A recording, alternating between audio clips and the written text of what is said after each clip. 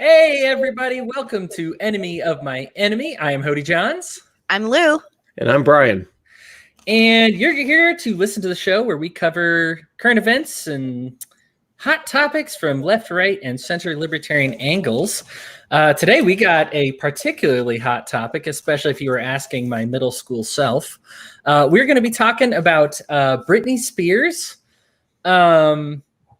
And what's going on with her conservatorship. And this is one of those things that I, as a libertarian, thought the last thing I would be talking about is Britney Spears. But it's cool to actually talk about something that's pop culture and relevant. So this is something that libertarians can absolutely capitalize on and talk about how the state sometimes manages to make things worse rather than better. So we are happy to have you join us today, and let's just get right into it. In 2008, California courts appointed Jamie Spears, father of Britney Spears, a conservatorship over Britney Spears. Defined conservatorship. A court case where a judge appoints another party to care for someone who cannot care for themselves. That's the definition. Kind of important because a lot of people are hearing it thrown around. Some people say it's the same as a guardianship, slightly different. And California is even more different. We'll get into that in a second. This conservatorship was not merely financial, but also social. It covers everything from what Spears is allowed to spend money on and how much money she does get, to if she is allowed to have children and when and where she is allowed to make public appearances. Many have been pointing out from the beginning that this conservatorship is both a bad deal and downright abusive. And though this has gone on for over a decade, it wasn't until last month before a court that Britney Spears felt she could legally speak out about it. Indeed, she said she was unaware she was even allowed to petition to end it. As many had predicted, she was not happy with the terms of the conservatorship. Jamie, the father, was granted the conservatorship after she sought help for an undisclosed mental illness. In every state except for California, this conservatorship would be confined to only dealing with mental illness. But California is unique in that a conservator gains unlimited control over the conservatee. It's part of a larger conversation. How do we help the mentally ill? Was this good intentions with poor executions? Or should this practice be abolished entirely? Lou, we'll start with you. I know you have some strong thoughts on this. You even made this our appetizer last week for talking about Britney Spears. So let's hear your in-depth thoughts on what's going on with Britney Spears right now. So, I mean, you covered like a lot on the high level, right? But there's some of the really nitty gritty I don't think that a lot of the public know about, or if they've heard about it in passing, like they don't get it. Every person who she has interacted with personally, professionally, whatever, they are forced to sign an NDA by her father. However, lately, a handful of these people are speaking out about the abuse that they've witnessed, including other artists that she has, done songs with or done events or shows or whatever with.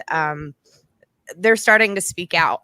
And that, I think, is going to help things for her.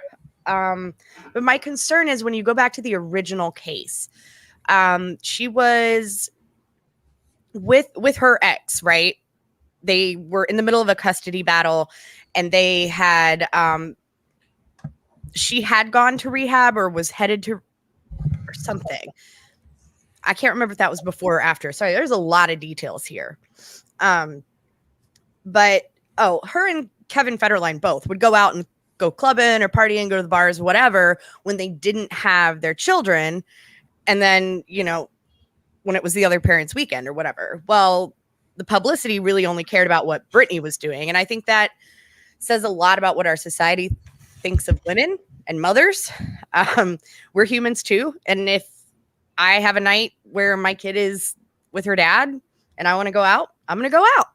But society, especially with the way the paparazzi portrayed things, that's not okay, right? And so Federline took her to court, and her father supported him. And she had like court-appointed monitors for her visitation, which was never overnight, and it was just a few hours. And even that court-appointed monitor like has come out and said since then, like, she's a fantastic mother. She did nothing wrong. You know, I was there because I was told to be, but honestly, I really didn't need to be. And it was, I think, one of the first visitations she had, and she was just heartbroken when it was time, you know, for the kids to go back to dad. And she just wanted a couple more minutes because she was still breastfeeding the baby.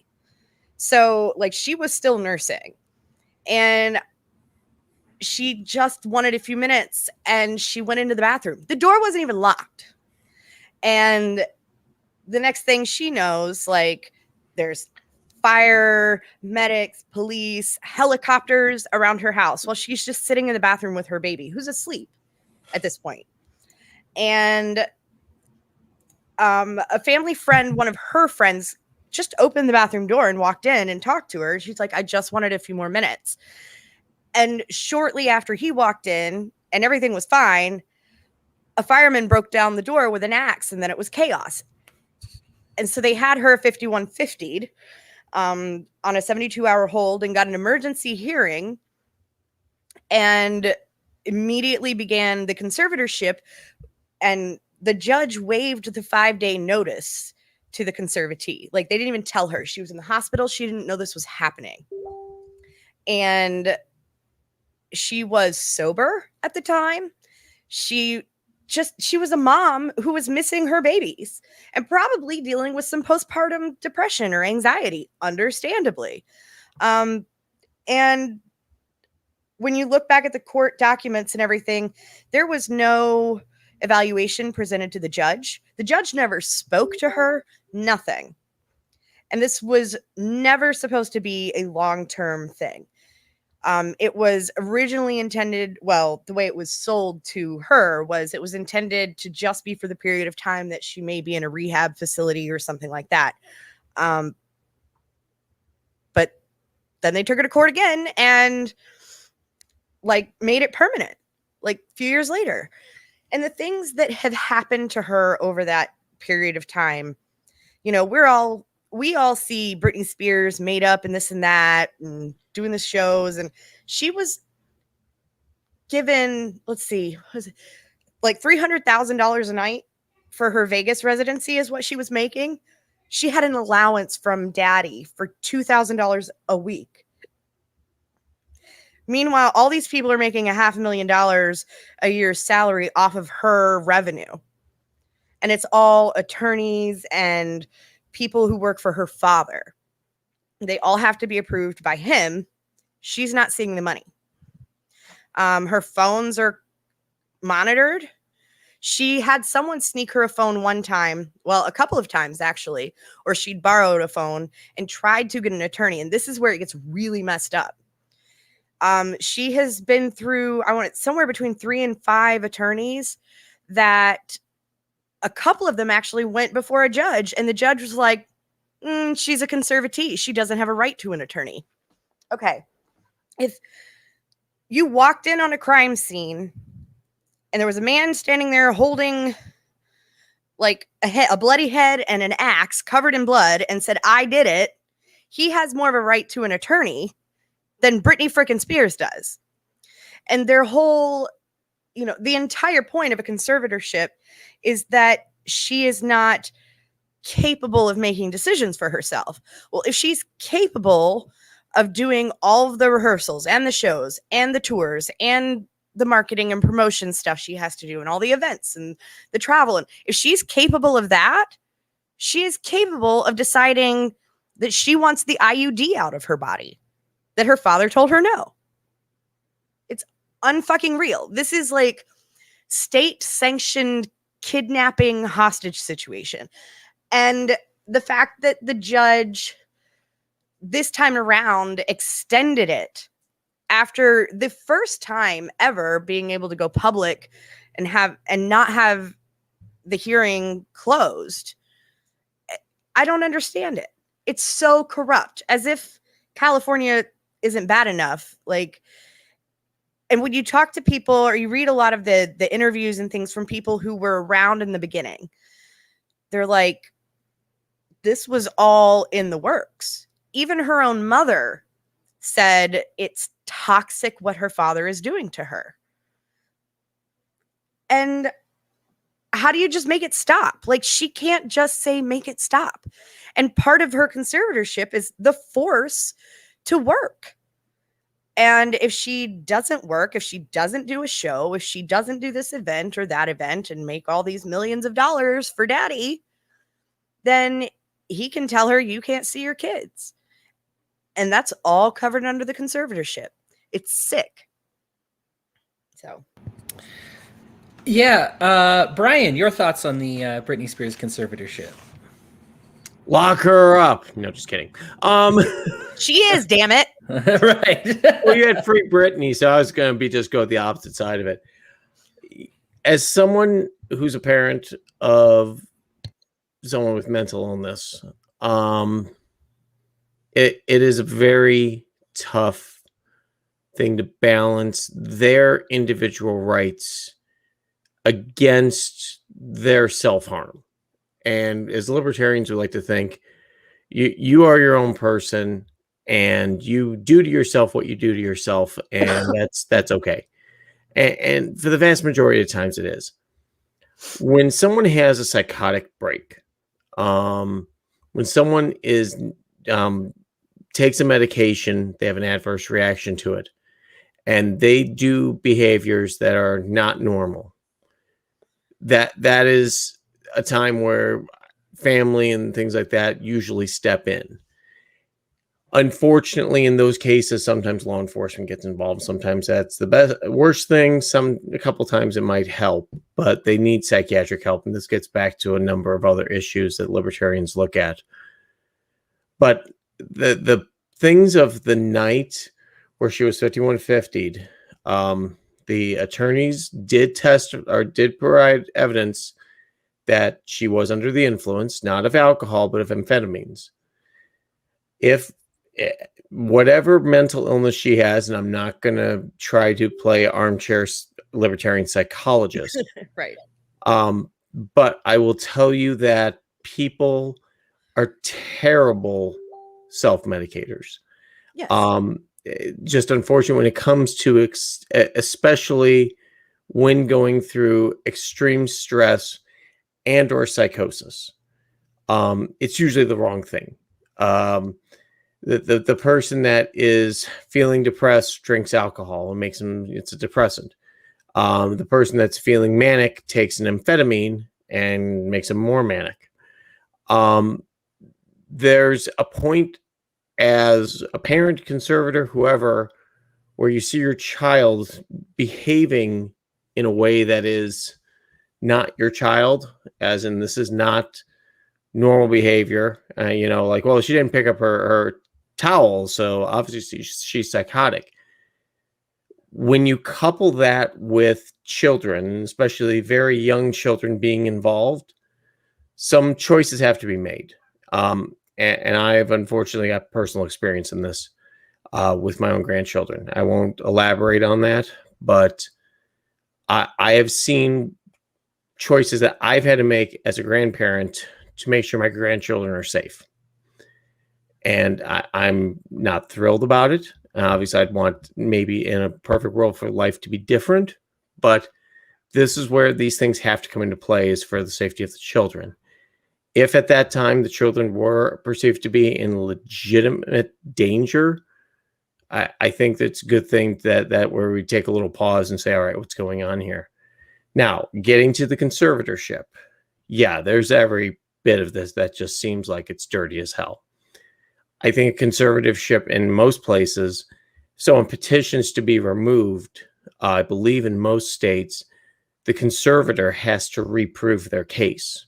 You have to go back through and say this person is incapable of caring for themselves for whatever reasons you want to say. Okay, at the time they were psychotic, and we can prove now that they're not med compliant. They still exhibit these behaviors. They refuse to participate in treatment. They make exceptionally poor choices, et cetera, et cetera, et cetera. That doesn't appear to be Britney, but I will caveat this.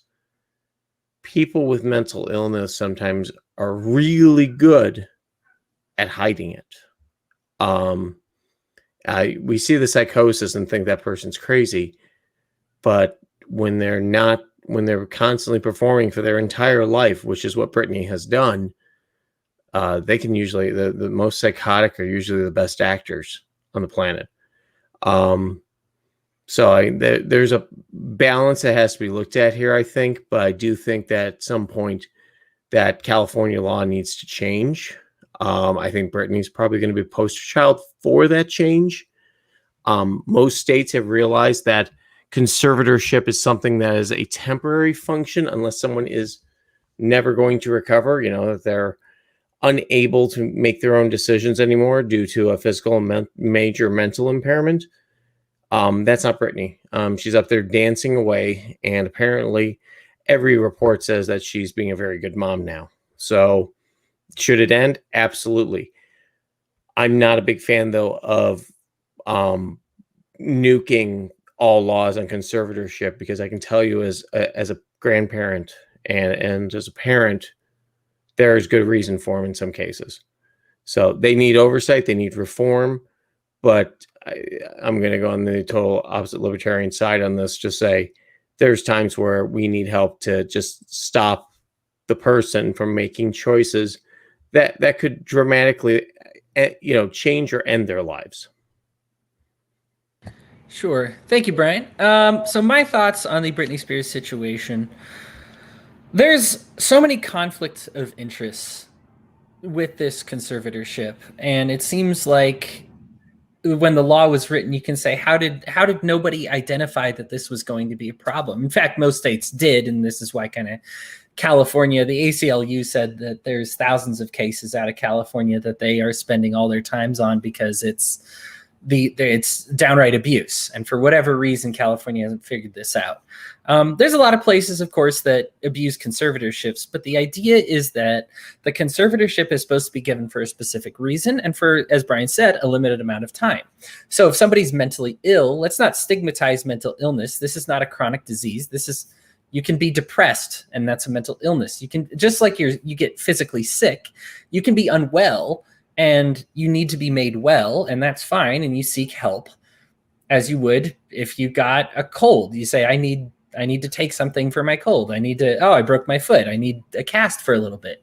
This isn't one of those things. Not every mental illness is chronic, and people tend to think of mental illness, including myself. I used to think of it this way until I had to have some therapy myself. And then I figured it was, oh, okay. So now I understand that the idea behind mental illness isn't to just say, and there are some that are chronic, don't get me wrong, but for most mental illness, it's like, oh, let's get you better, just as we would get you over a cold or get you over, an illness. And if it's more serious, get you over some kind of cancer. But there are treatments to help you become cancer-free. There are treatments to help you become mentally clear, mentally healthy, alert, and aware. None of this, what I see of the conservatorship and the way it's being used to help Britney Spears. In fact, one of the things that came up in court was she said she was having panic attacks, feeling anxious, couldn't mentally do it, and she was forced to do 2 shows, even though she requested some days to actually get some help. She was actually denied therapy for her, and I don't need to say mental illness, but just denied mental health days. She was denied going to a therapist for those days because she was then forced to do these previously scheduled shows. That defies the reason the conservatorship exists. If it's supposed to make her well, then why are you then saying, no, you're trying to take days to get mentally well? You cannot do that. Other problem with this conservatorship is the sheer volume of the control of it. It is way beyond the scope of mental illness, and it doesn't really even pretend to be anything else. Jamie, her father, gets $16,000 every single month from this thing. That's just his base salary. This is the other thing that blew up in court. This doesn't include his fees, his rental. He rents an RV, which I know makes him sound poor, but it's a $2,000 a month RV, guys. So $2,000 a month RV.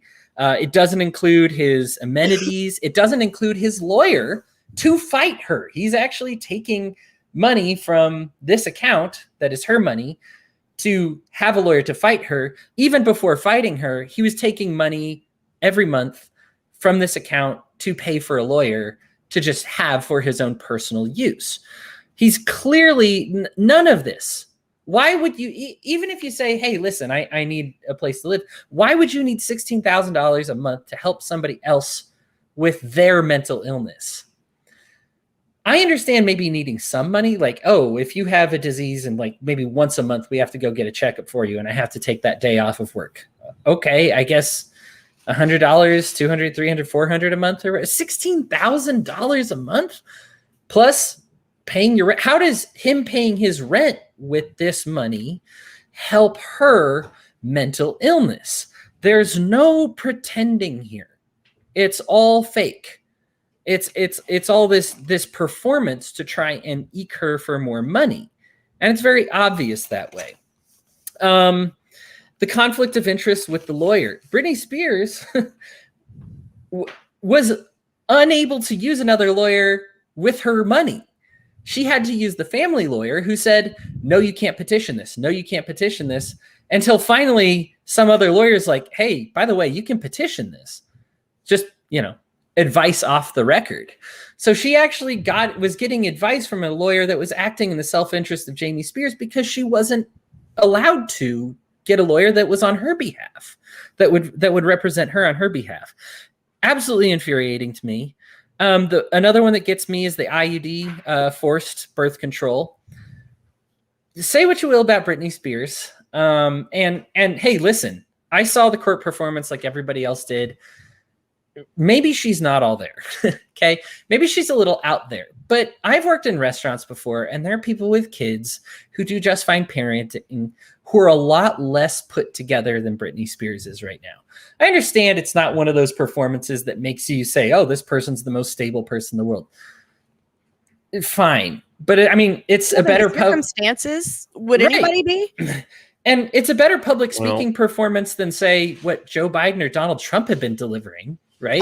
Daily. Right. And I mean that very literally. Like, watch what people are making fun of Britney Spears from, and then watch any press conference from Donald Trump or Joe Biden recently.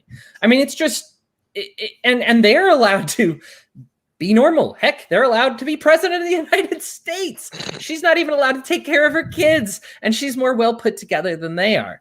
It's just one of those things that you say, okay, like, can you sterilize somebody? Can you force sterilize somebody because they have a mental illness? It is such I think that's one of those libertarian, like, hard lines. Like, we got to say no. As soon as the realm of government sterilization comes about, or government even just backed, because I understand it was at Jamie's behest, but that sterilization thing comes out, you just have to say no. It's one of those that that's a line that we cannot cross.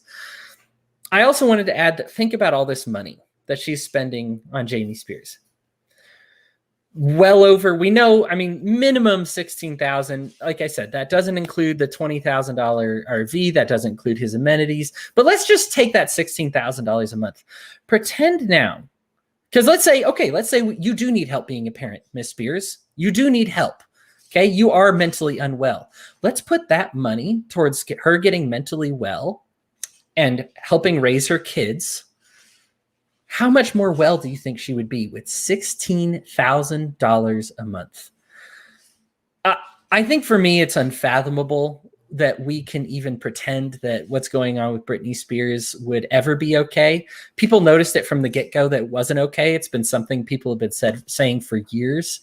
And these are just laws that need to change. We can't be treating mentally ill people like this. This is one of the things that creates a stigma and just says, oh, you have a mental illness.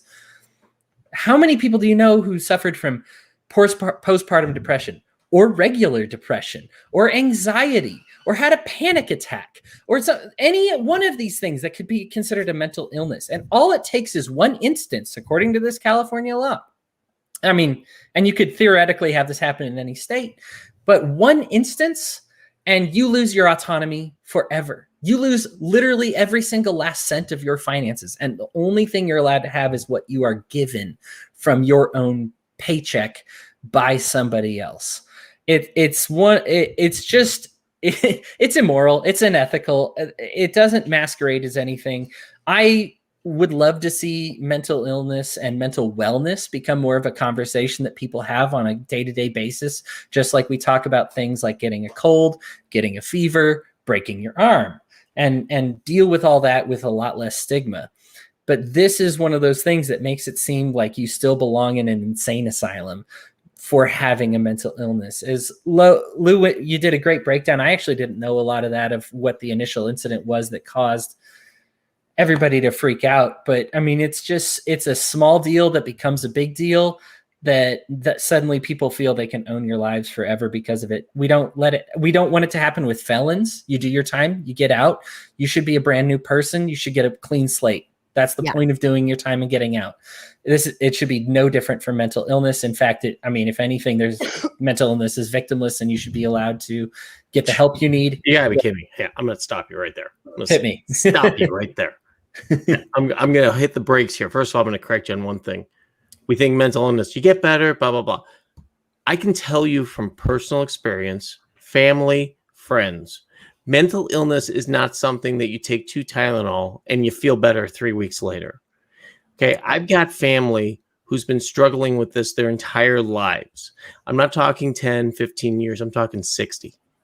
I'm talking about kids that I've got who are struggling with substance abuse and mental illness themselves, and will for their entire lives, have been diagnosed at a very young age, and has followed the plan pretty much to the T from what the doctor told us when they were very, very young. So to think that it just goes away and that they grow out of it is honestly a bunch of horse shit.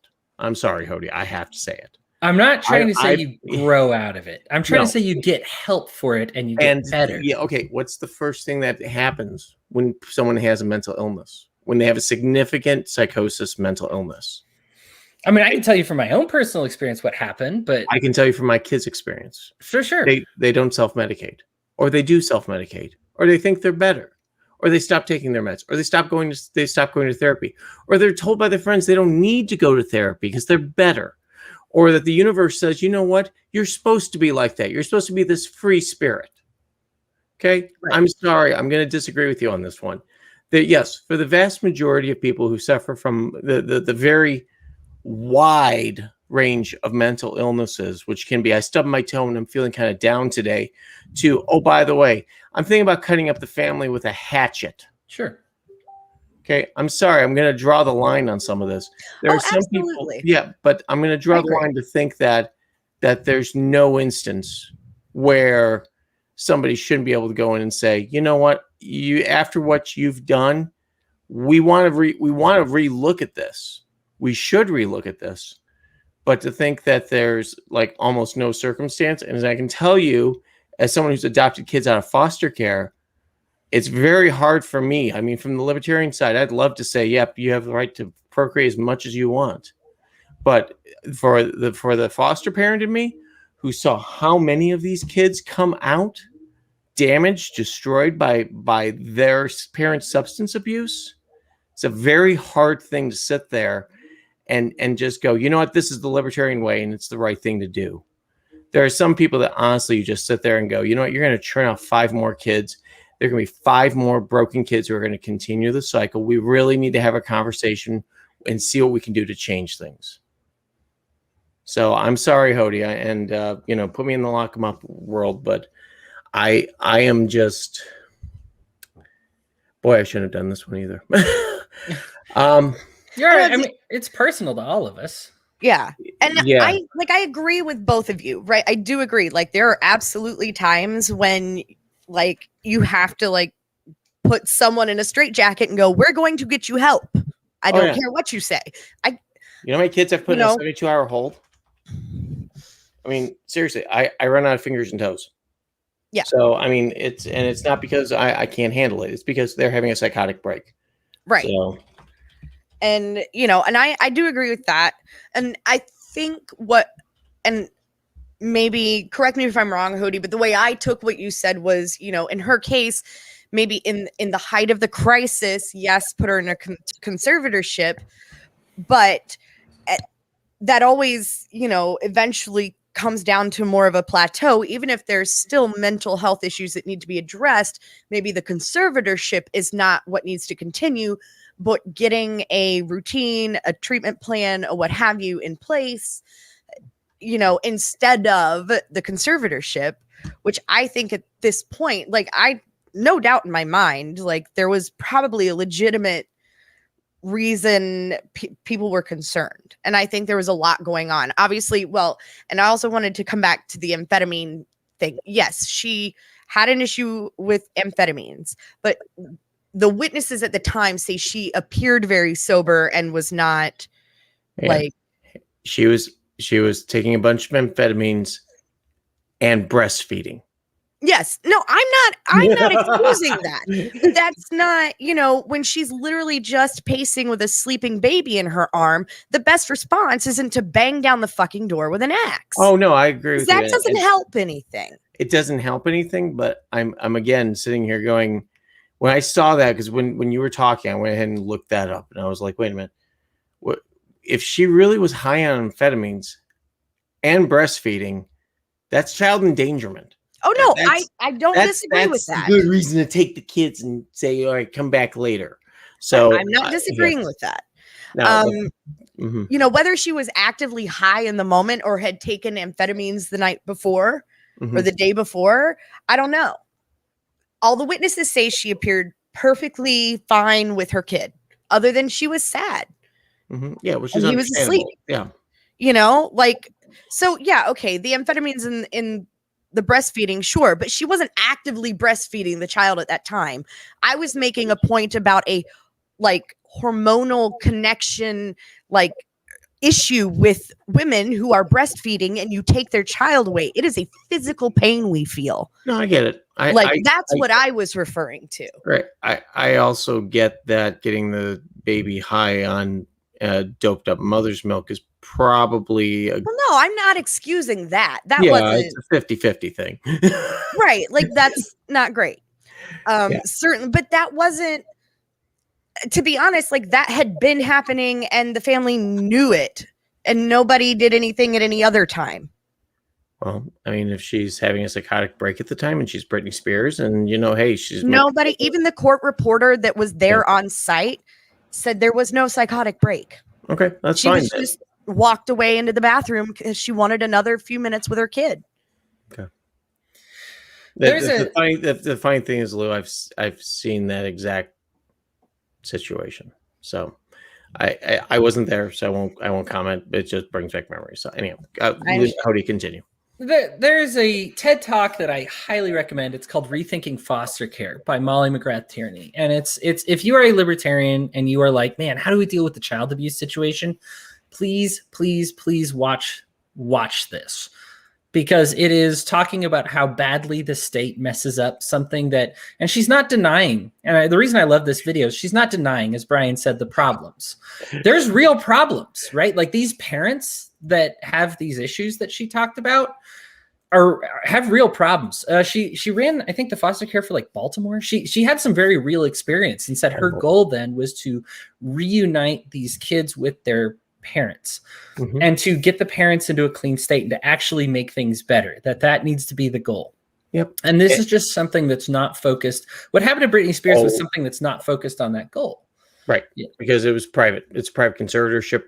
Privately, she probably signed off and gave up her rights to a visitation. Now, should she have had legal representation for it? Absolutely. But if she was in she didn't. No, I'm saying she should have. Oh yeah, but she didn't sign anything. Okay, she didn't sign anything, and this would be interesting to go through and see. But yeah, the thing is that I don't think we have the whole story on this. I mean, I would like to see more documentation, but I don't think it's going to be provided because obviously out of privacy concerns. I don't think Britney wants her mental illness. Oh no, she has asked her attorney to they've made a motion to unseal everything.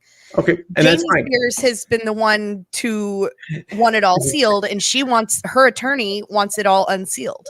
That's interesting. Yeah. And we will notice with the push for it to go unsealed, to your point, Lou, one of the things that just happened this past week is look how many people jumped ship on Jamie's side. Lawyers gone, the financial the financial organization was once out of it. They're like, nope, we wasn't aware. I mean, I don't know if they were or weren't, but they're like, we weren't aware that it was this abusive. We're out. Like, and there's a ton of people that are pulling the plug. And I guess if there's any silver lining to this, it looks like that Britney Spears is going to win thanks to the court of public opinion, as she should, because whether what she did was legal or not, or she signed for it or not, it's very clear that this is an abuse of a child now an abuse of an adult that's carrying with her through her entire life. And that finally it's now all coming to light. We don't know all the details. The indication of this last week is that the details are going to be bad kind of for everybody that's not Britney Spears, because everybody that is open the pamphlet goes, eesh, and then promptly quits on the anti-Britney side. So I don't know what it looks like. Again, that's suppositional, but there is a lot to read into there. Yeah, and the thing is that the easiest way to fix all of this, honestly, is there's a fiduciary duty for everyone that's in a conservatorship mode. And if you are not, there are certain guidelines. Now, I don't know the state of California, so I'm not going to quote what their law is on that. But if you are someone's power of attorney, you are someone's fiduciary, you have a personal responsibility to adhere to guidelines. It does not look like Jamie Spears is adhering to those guidelines. But the fastest way to settle that really quick is to put it into a double-blind trust. Double-blind trust, which basically means that Jamie Spears can say, there's money in there and it's supposed to be making money. That firm is managing another firm who doesn't know who they're managing for, and that goes ahead and has the money managed and then funneled through that firm, who then goes ahead and gets it to Britney and everybody else. The beauty about that is there's no communication with that firm. It's actually purposely written. If there's any type of reach out that's blocked, it's basically that the contract between the money is between these two. And what ends up happening is that it keeps it on the up and up. That company has to report financials. The middle company has to report financials, and you have to report financials. If all three match, everything's on the up and up, as long as they're all adhering to their fiduciary duty. Right. And I think part of that would be great.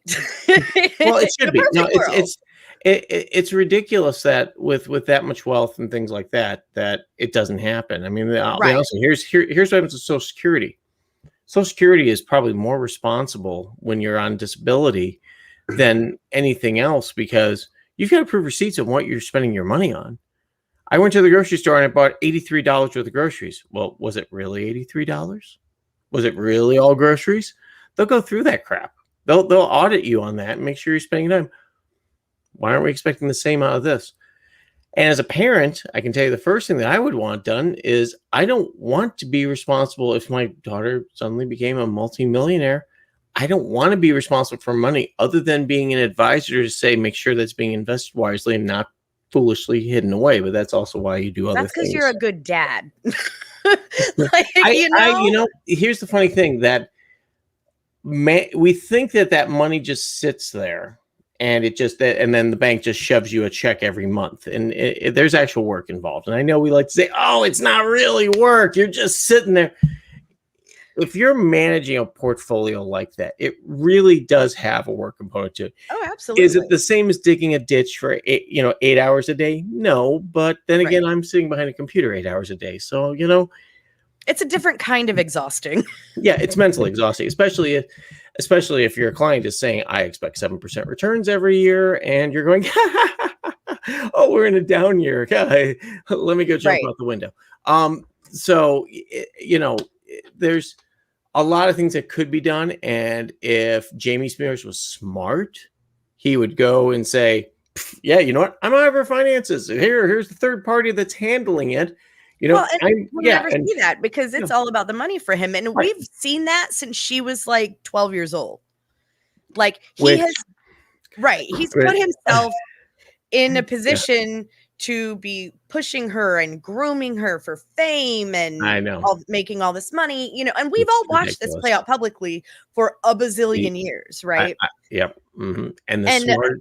Oh, go ahead, Lou. Sorry. I was just going to say, and to add kind of a little more detail to what Hodey was saying earlier about, he gets $16,000 a month or whatever, but those attorneys, when she was in the hospital, he over 4 months' time, he spent $900,000 for crisis PR attorneys. Yeah, it's to spin a bunch of stories to make her look great in the media. Meanwhile, she's actually in the hospital and home, and then being forced to rehearse 18 hours a day. So he's literally making millions of dollars by enslaving her. That's where this makes me sick. And she even said, yes, I want to go to therapy. Yes, I want to have a counselor. Yes, I know I need to stay on XYZ medications, and I want to do that. But I need him the hell out of my finances. She's like, he works for me. How is this right?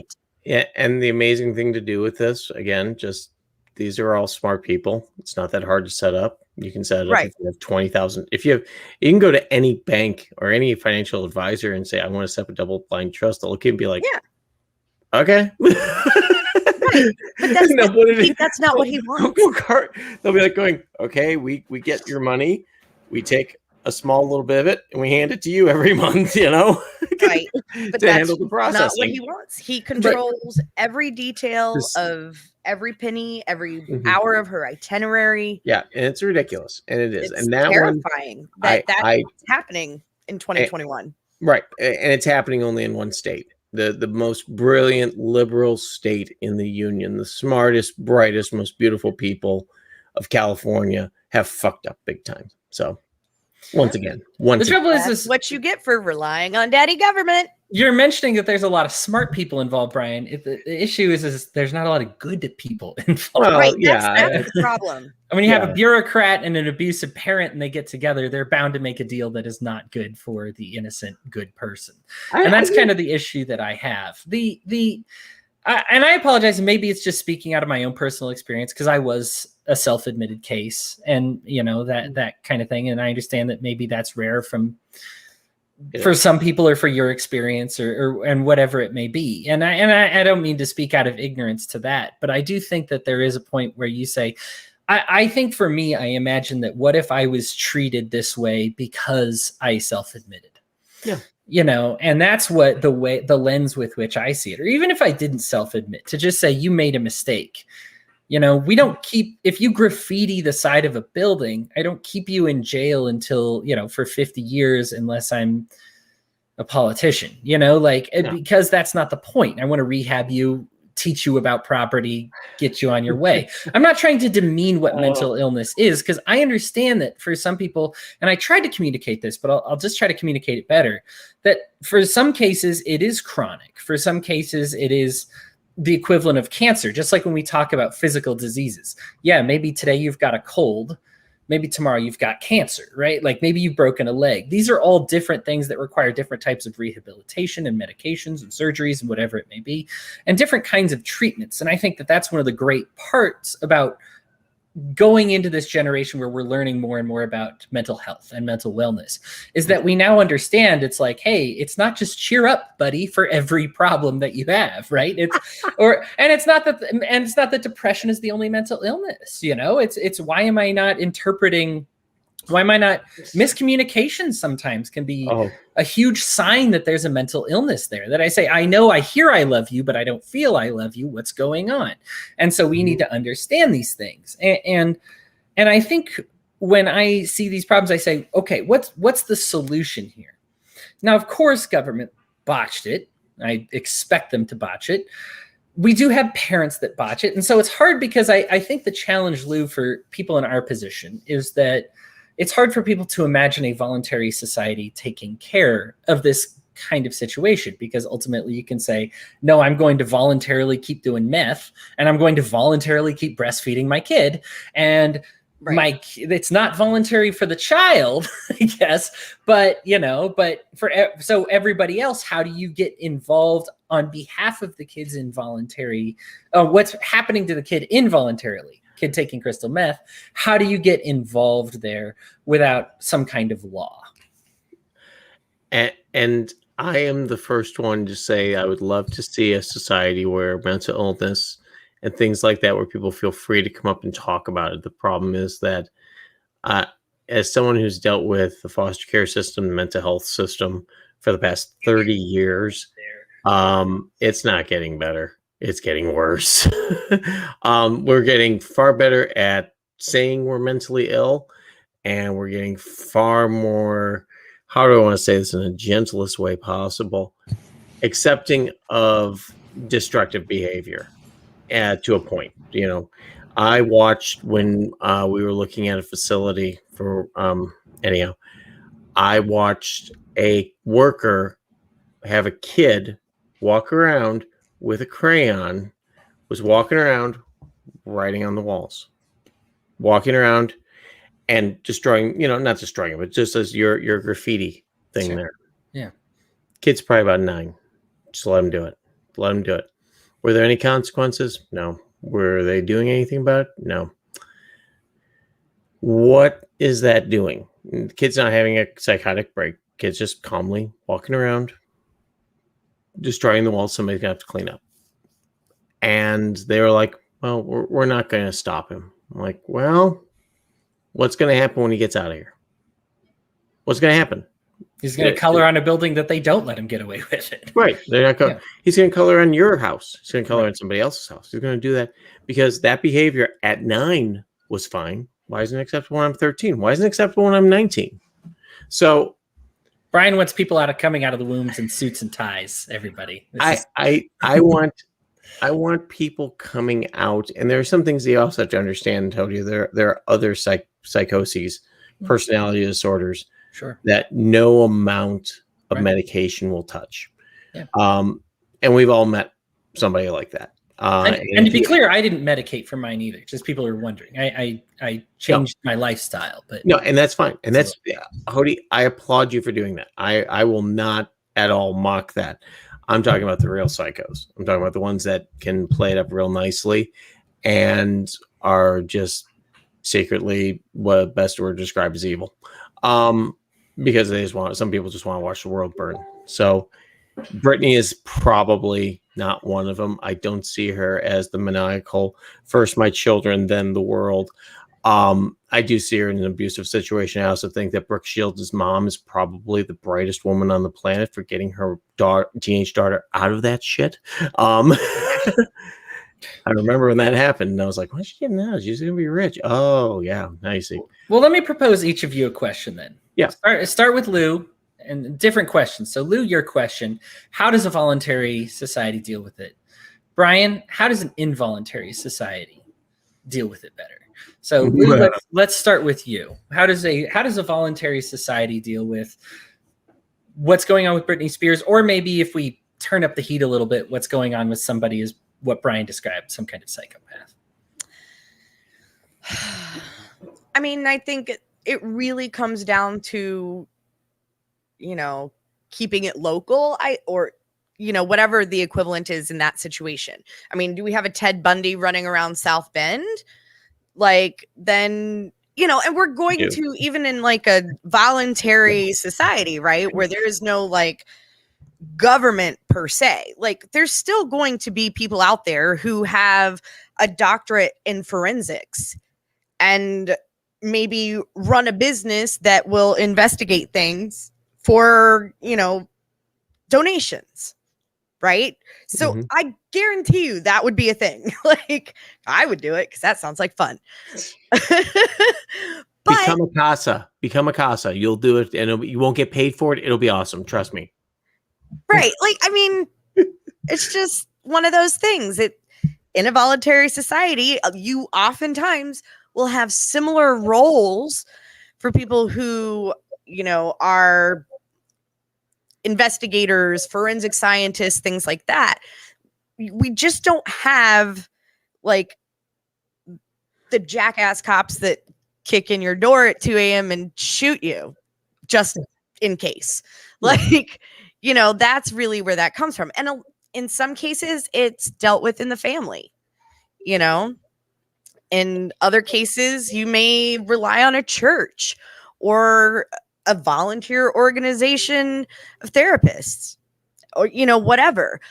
I don't know that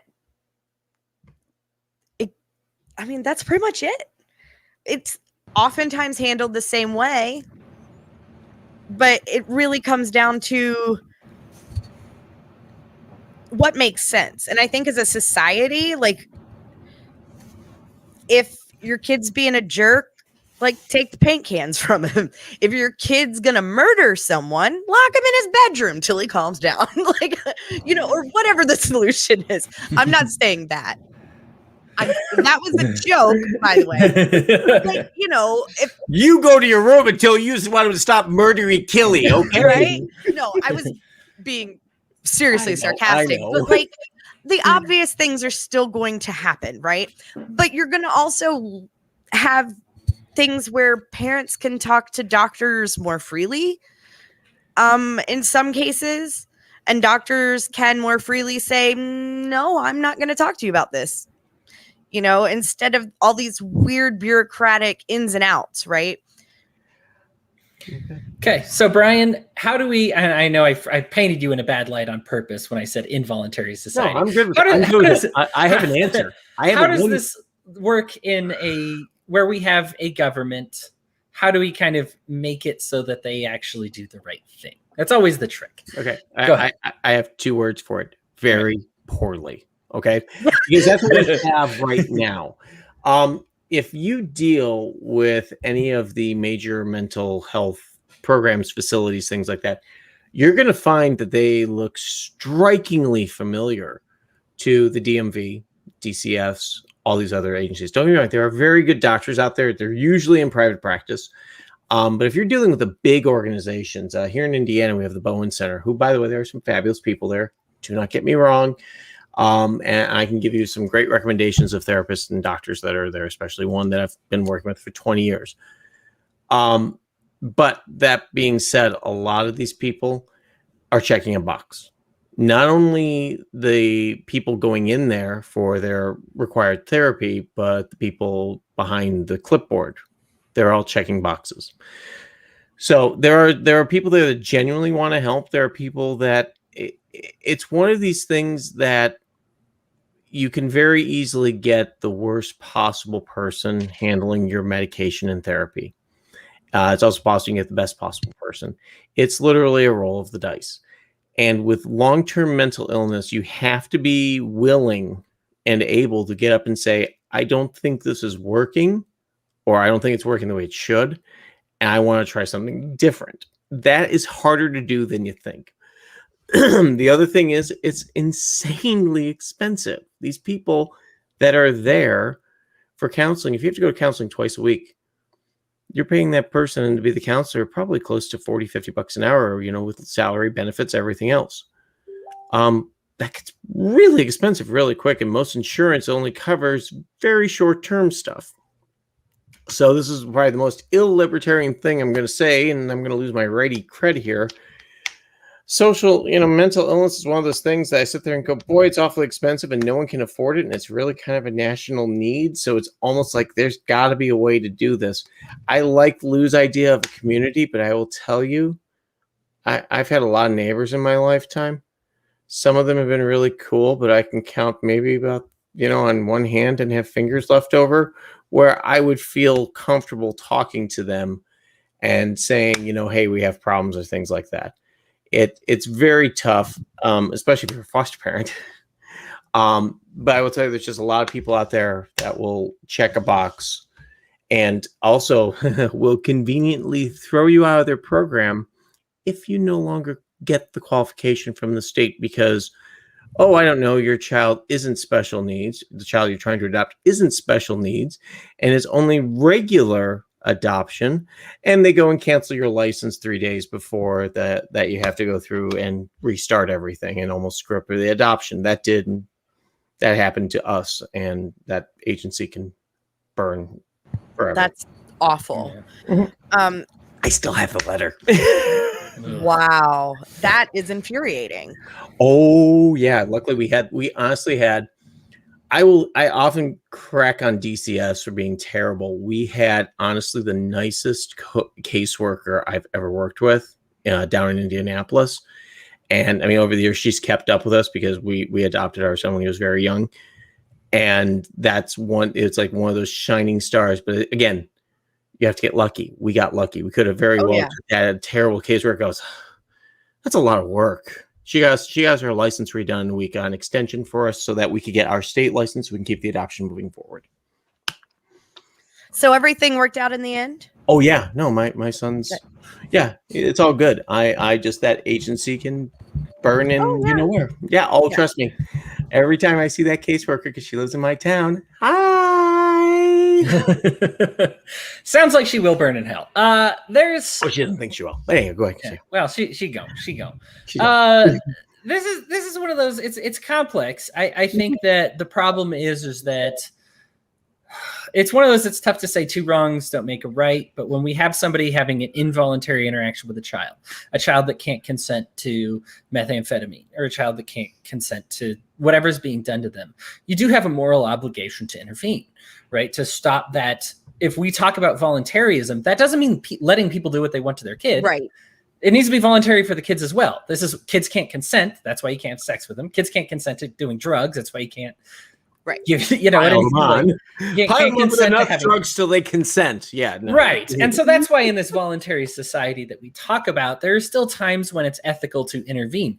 Yes, it's involuntary for the one person, but they've broken if it's a voluntary society, they're involved in an involuntary behavior. Right. And so you need to say, I'm sorry. Okay. Removing your kid. All right. Mm-hmm. Might sound like government. I don't think it needs to. Again, I very strongly recommend the Molly McGrath Tierney TEDx talk.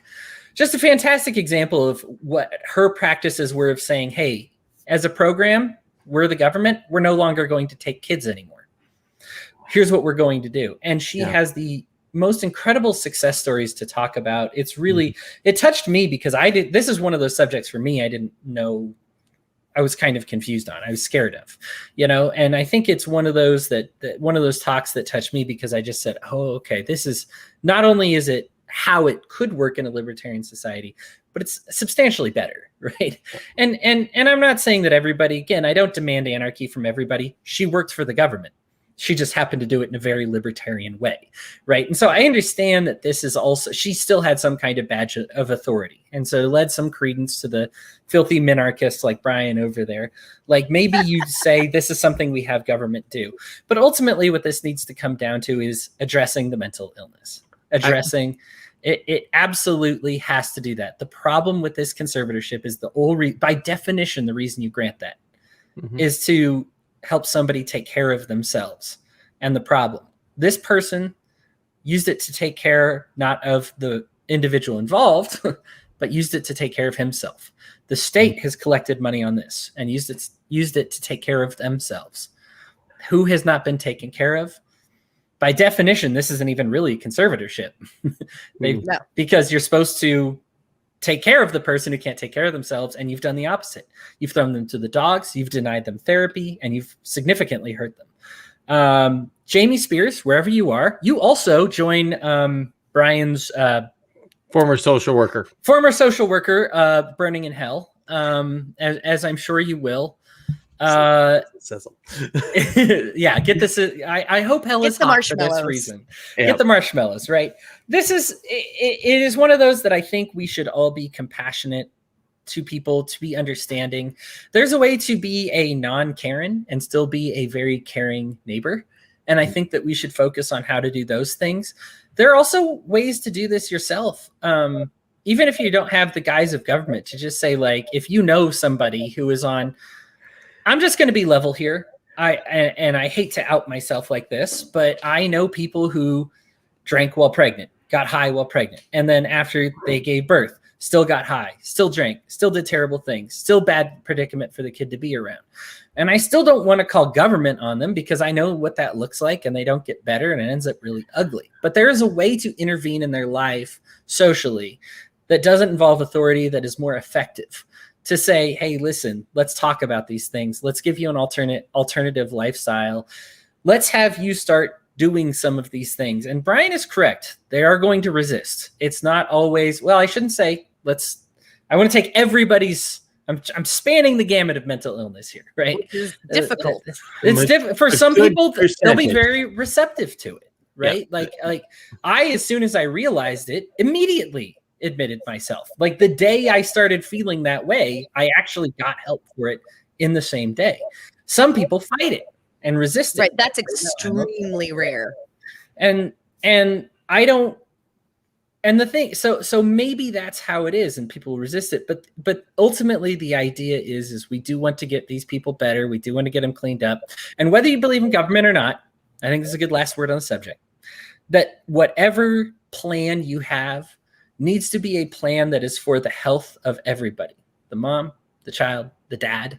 We almost barely discussed K-Fed and all this. I'm sorry, because he should have been. But we need to discuss the health of these families. Kind of a douche. And as soon as we stop discussing the health of these families, we've lost focus.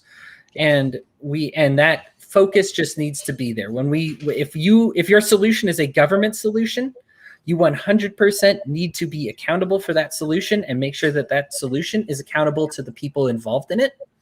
And if your solution is voluntary, you need to be a very active neighbor and a very active participant in your community. Either way, if you don't do one of those on either side, you're a hypocrite. Yeah, just what I want is a bunch of Karens going around asking how I'm feeling today.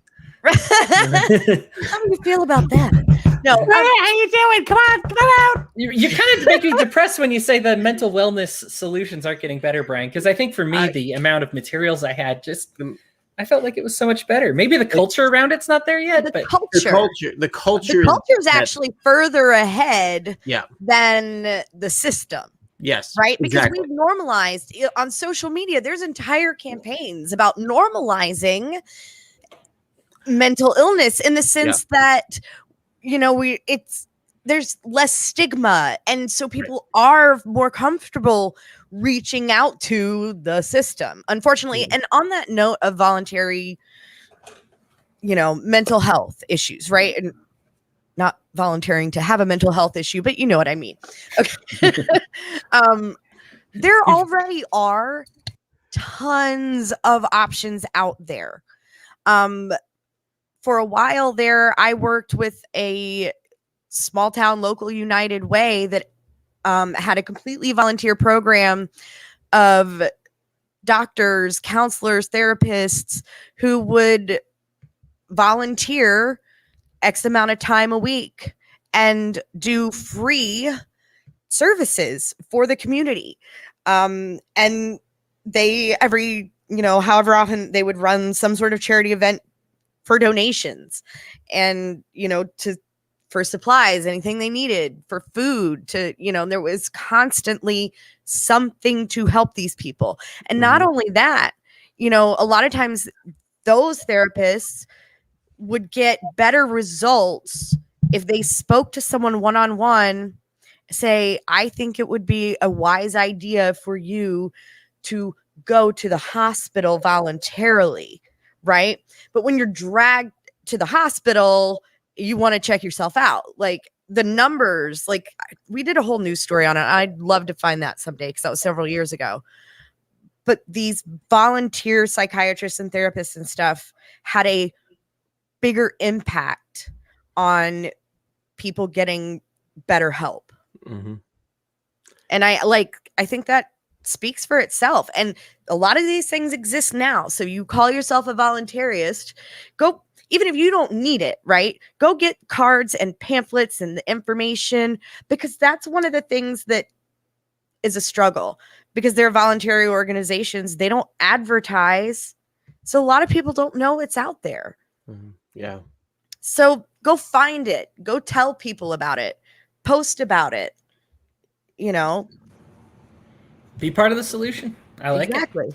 Cool. Well, everybody, we are going to take a quick break and we're going to be right back to give you a piece of our minds.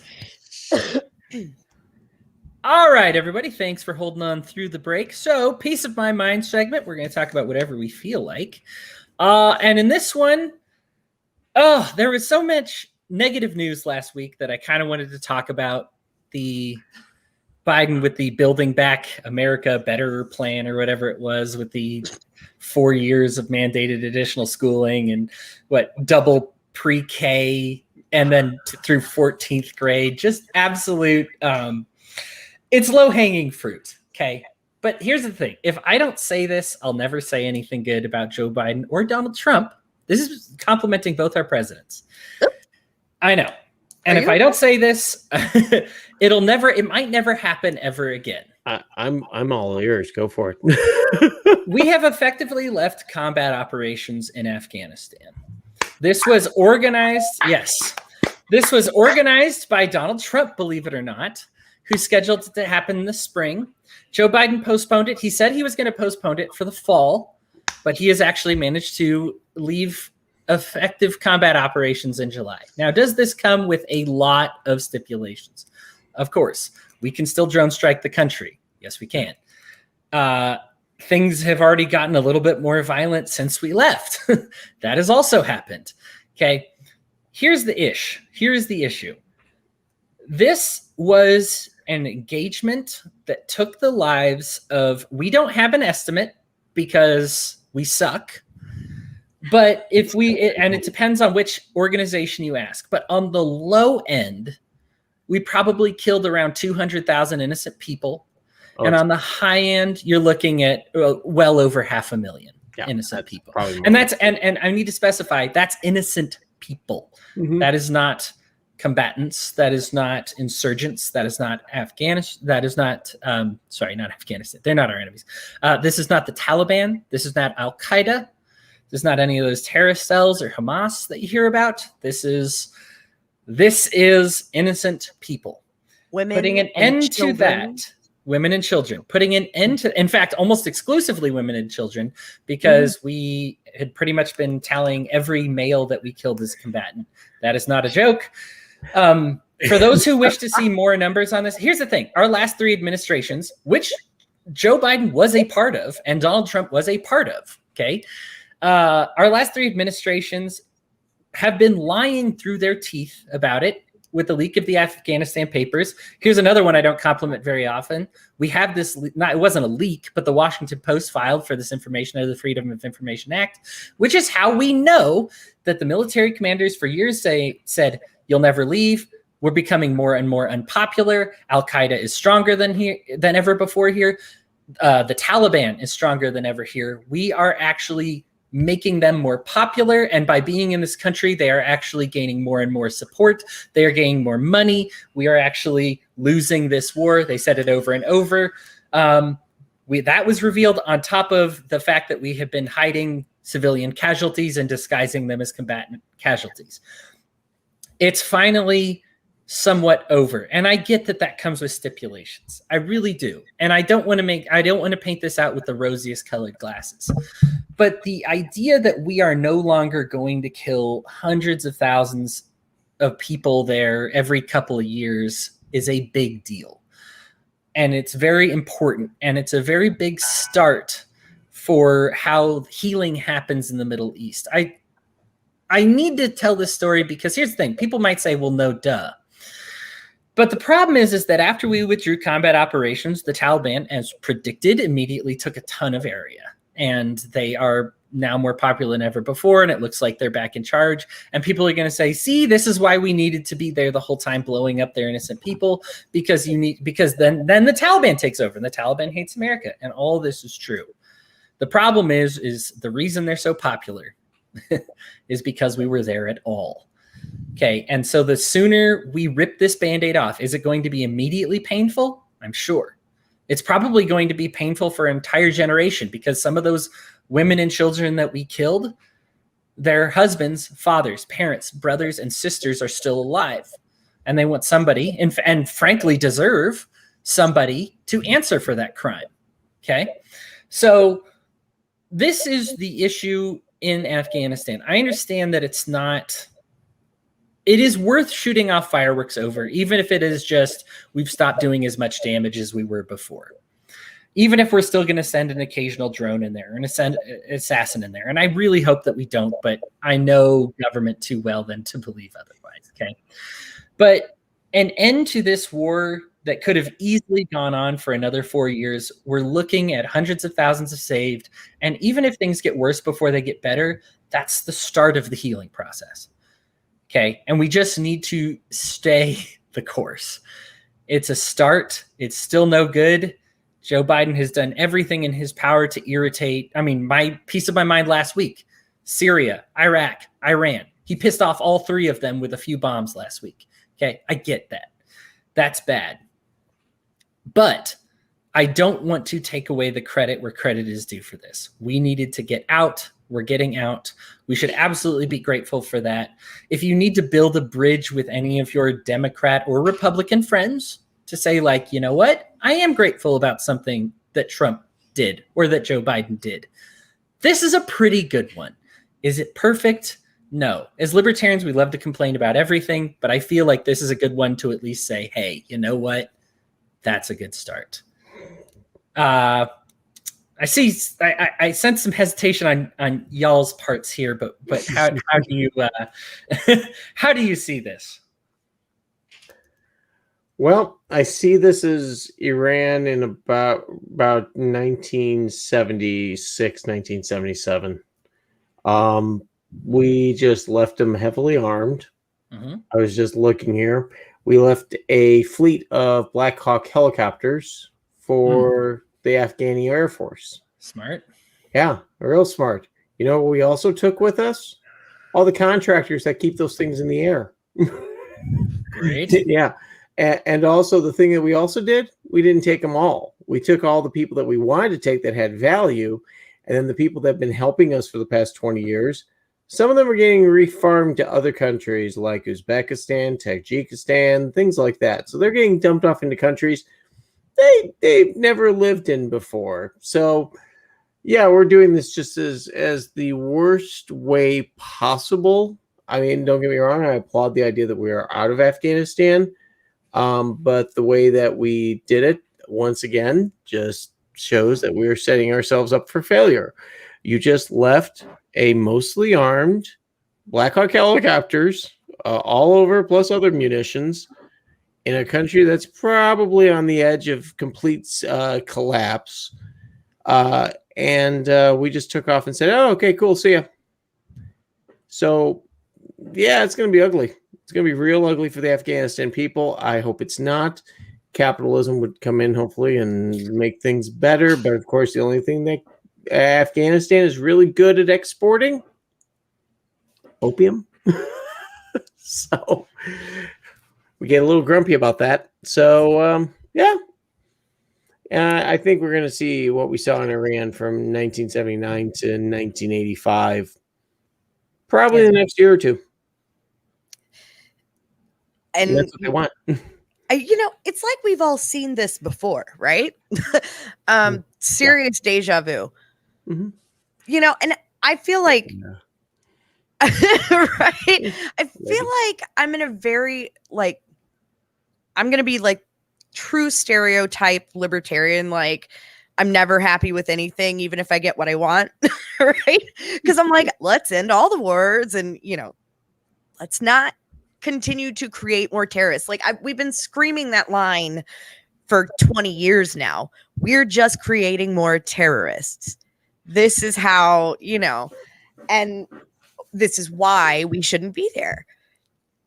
But I've also always been on the side of okay, let's, phase out, make sure we get out what we need to get out, and do it in a way that doesn't hurt the people of Afghanistan or whatever country we're in.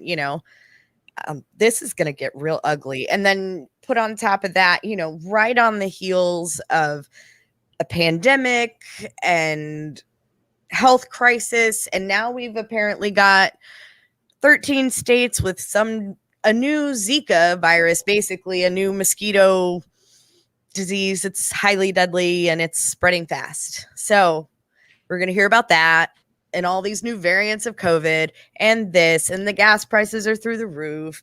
And what was the other? Wells Fargo has announced they are suspending personal lines of credit. Do you remember the last time that happened? It was 2008. And everybody lost their homes. And so here we go again.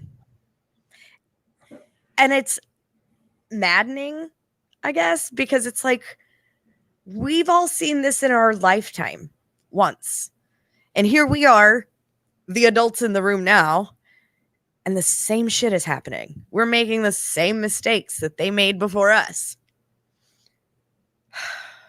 We never learn. Do either of you see this as a net positive pulling out of Afghanistan? No. It's positive 30 years from now. Yes. It 30 is years from now. positive 30 years We're from going to now. be in 2050. Our kids are going to see Afghanistan like we see Iran right now. The big difference is there was a lot more interference in Iran for decades. Well, we've done the same. What am I saying here? But the reality is Iran is starting. I mean, the Iranian people have always never really been a big fan of the Ayatollahs, but they were the ones in power, and it's going to be like that with the Taliban. Iran eventually will fall. It's unnatural for the Persian, even living under the Shah. I fully expect to see Iran as a somewhat democracy in my lifetime. I hope cycle is coming to an end. The cycles, it's coming. It's coming. We're going to see the same thing with Afghanistan in probably about 20, 30 years. Yeah. So a generation thing I talked about still on the table. It's my theory has always been that you need to be 2 generations removed from like horror to really get over it. Because when it's your parents, when it's your grandparents that have experienced it, it's not as big of a deal. When it's your parents that experience it, it's kind of a big deal. And when you've experienced it, well, it's probably screwed you up. Right. Okay. All right. So give me 2 generations. But would either of you have stayed instead? I would have left about 15 years ago, and I wouldn't have started the Iraq War. But sure. Those things. And I probably would have just bombed the crap out of things and then found where he was and not thought that it could be a wedding, could be a militia. Hey, why take the risk? Boom. Like our drone guys have been doing for a long time. And some of them are pretty screwed up from it, by the way. We don't think there's something like, it was a wedding, or I wasn't going to do. Yes, there were some screwed up guys that did that and guys and girls, but there are some that really take that extremely hard when they make that kind of a mistake and pay for it the rest of their lives, along with the people that got blown up. Sure. And that's a whole different kind of tying back to mental health. That's a whole different level of PTSD. I had whatever you're dealing with. No, it is. I had a friend who was in Vegas and that was one of his jobs, Nevada. Mm-hmm. And that was his job. And he's like, it hits you slowly because you disconnect yourself because you tell yourself you're playing a video game. But then like it hits you that it was real. And then you start questioning your own humanity. Like how have I come to a point where it is okay for someone to sit in a booth and push a button to kill strangers across the world? Mm-hmm. How is that okay? Yeah. And how did I let somebody convince me to do this? Like, it's terrifying. I legitimately think that we will, in our lifetime, come to see drones and remote delivery systems like that become as unwanted as chemical weapons. And unless it's an Amazon delivery drone, I am all about those kind. Yeah, but I legit think that there's going to be a point where we as a society say it is not cool to sit there in orbit at 35,000 feet and take out random targets. That's the thing. I could see an individual type of thing where we've got facial recognition, you nail the person and stuff like that. But of course, I'd still like the person captured, put in a jail cell, tried, and then left in that jail cell if they really are that guilty. But that's just me. Yeah, it's a tough thing. I think we should have been out of Afghanistan 15 years ago. I'm glad we're out so that if my kid ever decides to enlist, he won't be there. But of course, hey, Biden's term's pretty young. He can spin up another war any minute. Yeah. The way things have been going, it looks like about how we're headed Way to turn my good news into something bad, but anyway, that's what I do. I felt like at least that is something. At least it's something instead of continuing it. If we're going to be 2 generations removed from the end of this, regardless, might as well get it done sooner. I guess and yeah, should we have not ever been involved? Should we have not done it 15 years ago? Yeah, of course. But there are not too many libertarians in charge of the bombs that drop. I've noticed not a whole heck of a lot of them. But we get a lot after they've been in the service. We get a lot after they've been in there, and they go, "Wow, this is really screwed up." I'm a dependent or former dependent, so I get it. We do, and it's all of us that grew up military, joined the military, married into the military, whatever. Like, I think a whole bunch of us come out on the other side going, ew, and I mean, you see that truly in, if you look back at like the Army Times, for instance, when they polled military members, Jorgensen and the elections before that, Gary Johnson did very well among military. Yep. And like current and former. Yep. Across the board. Well, Brian, my ray of sunshine, why don't you give us a piece of your mind? Oh, I don't know. There was so much popularity on my little thing on intellectual property. I was really hoping I was going to try to get into a little thing about that lady. I hope she patented her idea because I hope she makes a lot of money off foster care and telling you how to do things right. Yeah. I thought about that for a while. And I still kind of come back to it. I'm going to still go back to what we talked about last week, which gets on intellectual property. And the one thing I kept coming back to is my ideas are my ideas, my thoughts are my thoughts. If I come up with something, I have the right, I think, to create it. And the one thing I kept thinking about was if I say that thought out loud, all of a sudden we go full socialist and it becomes our thought. Our thought, not my thought, our thought. You let it out of the box, so now it's ours. And I'm going, it's kind of anti-libertarian, It's like, just because I said it out loud and it was a good idea doesn't mean that if I patent it or if I have no way of patenting it, doesn't mean it becomes our idea. So there's a lot of things that people said about it. And don't get me wrong, I think there's ways to fix the existing system. I am not at all a proponent of maintaining the existing system. It's terrible. It's flawed. It's got a lot of problems in it. But I think you can make it better. I think you can go ahead and reform that system. But I keep looking at how... I apologize. You see the cat in the lower corner? He just opened the door. I've had traffic this whole time. No sweat. No. The cat opened the door. Ah, that's amazing. I love it. Yeah, I did hear that. Yeah, that's like somebody's coming in. Was not expecting the cat. I was not expecting the cat either, but he knows how to do that. So, where was I? Anyhow, I keep coming back to this idea that we've got to reform the system, but all the current proposed ideas in a voluntary society involve this mishmash of either business contract law or social contract, which again, I brought that up last week. The reading about social contract when someone says that on the libertarian side is usually pretty deafening. So it's one of those things that I think we need to not keep discussing here, but as libertarians have to come up with a better solution. We like the idea of, that not having the government involved, but I have yet, even with a week of people telling me I'm wrong, willing to admit it, but no one's got a better idea.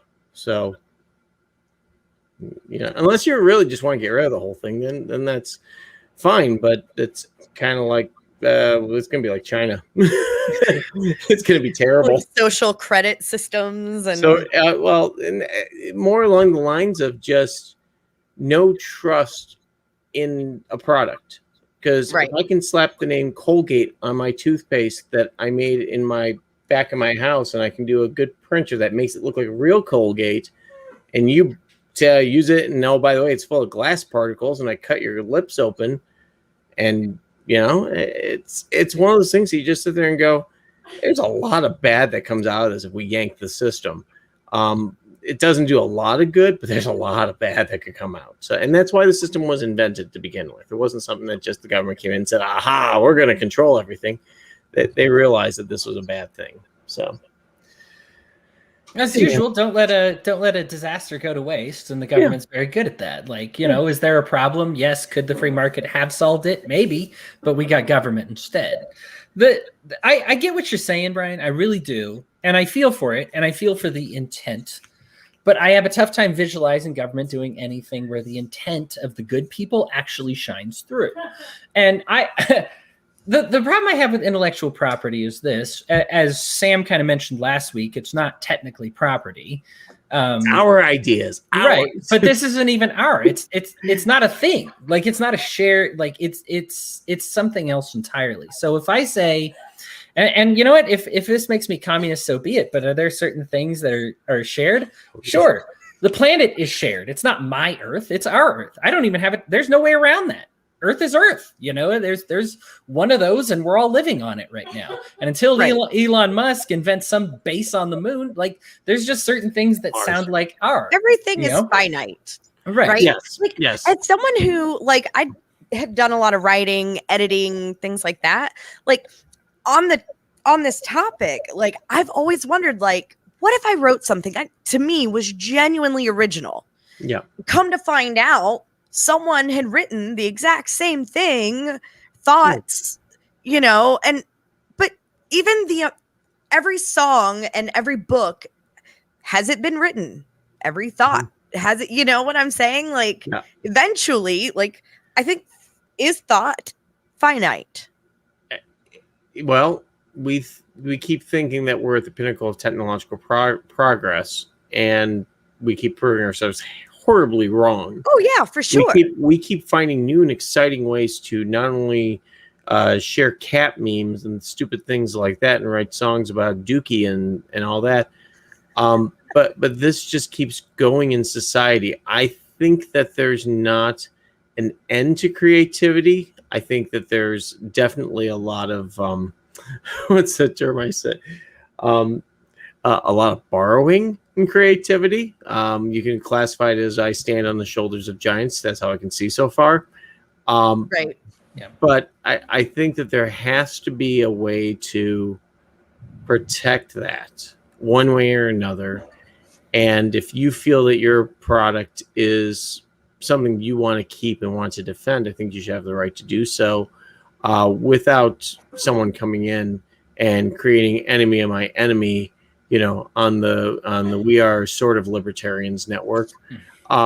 They could do it. You'd probably be a little ticked, but legally, if we did, so. But I think this is a fantastic example. I'm not worried about it because we're the better one. Right? Like, this is like, if somebody invents the concept of baseball and they're like, but nobody else is allowed to play except for these crappy teams, I don't really care that you invented baseball. Mm-hmm. Right? Like, so if you say I invented baseball and then a bunch of people jump all over it, and it's like, okay, well, I'm sorry that you're not getting adequately paid. Hopefully somebody would hold you up or want to study your books or invite you.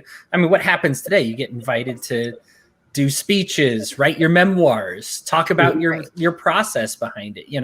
Like, I don't have any problem with that. I think it's funny, Brian, that you bring up China, and China to me proves to me the exact opposite of what it proves to you. Because I think I see China and I say, that's what's currently happening with international copyright laws, with international trademark protection.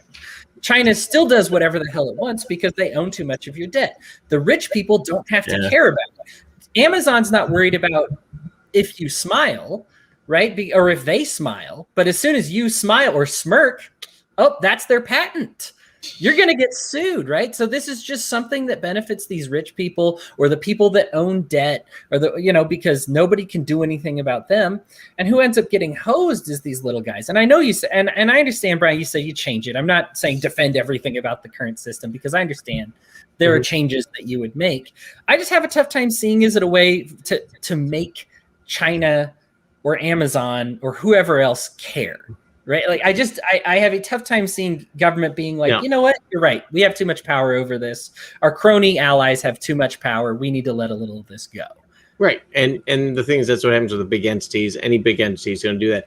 I Right. do want to correct something, Hodey. I'm sorry. Hit me. What percentage of the U.S. debt do you think China holds right now? Give me a Oh, ballpark percentage. I will go with 8%. You were close, 5. 5? Okay. Yeah. So Yeah. that's not domineering. If someone's got 5% of my debt, and we're gonna call in and collect it. Okay, hold on a second. Hang on. Money machine go brrr. Okay, here you go.